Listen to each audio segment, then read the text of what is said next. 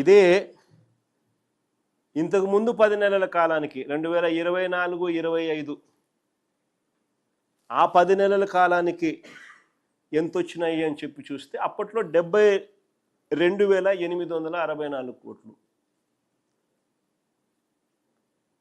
ఆ 72,864 కోట్లు కాస్త ఈ 10 నెలల కాలం 25-26లో ఈ 10 నెలల కాలానికి 75,964 కోట్లు మాత్రమే వచ్చాయి.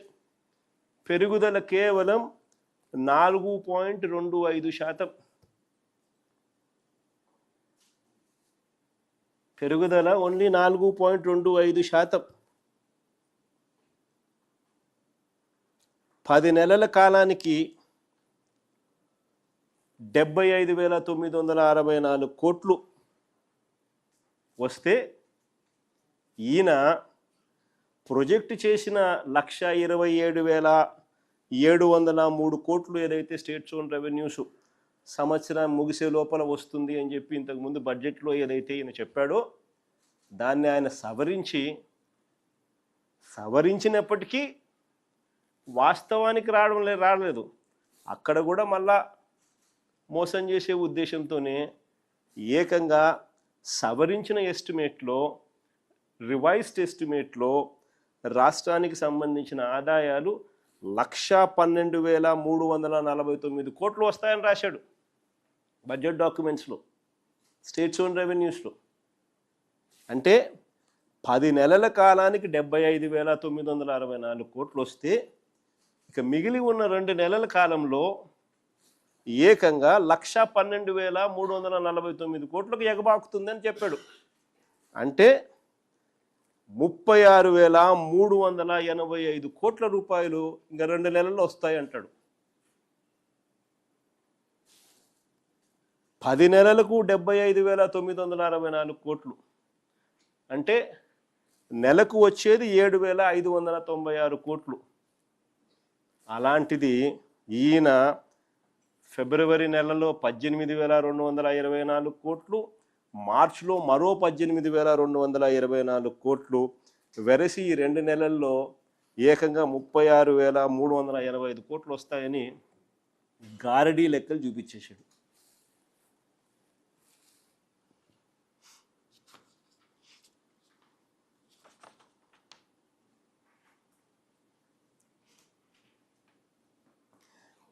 నాకు తెలిసినంత వరకు ఈ 10 నెలల కాలానికి 75,964 కోట్లు వచ్చిన పరిస్థితుల నేపథ్యంలో ఇక మిగిలి ఉన్న 2 నెలల కాలానికి మహా వస్తే మొత్తం 12 నెలల కాలానికి 95,000 కోట్లు వస్తే గొప్ప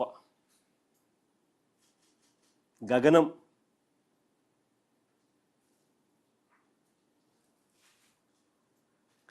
కానీ ఈ పెద్ద మనిషి మళ్ళీ 2026-27 వచ్చేసరికి ఏం చెప్తాడో తెలుసా? ఈసారి ఏకంగా బడ్జెట్లో రాష్ట్రానికి సంబంధించిన సొంత ఆదాయాలు స్టేట్స్ ఓన్ రెవెన్యూస్ ఏకంగా 137,320 కోట్లుగా వస్తుందని చెప్పి చూపిస్తున్నాడు.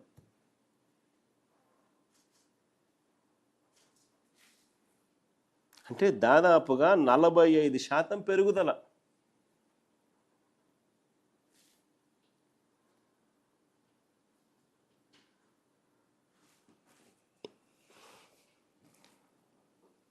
నిజంగా ఆశ్చర్యం కలిగించే విషయం ఏమిటి అని అంటే 2025-26లో 2025-26 అంటే ఈ సంవత్సరం కరెంట్ ఇయర్ 2025-26లో మొదటి 9 నెలల ట్యాక్స్ రెవెన్యూస్ 2023-24 అంటే మా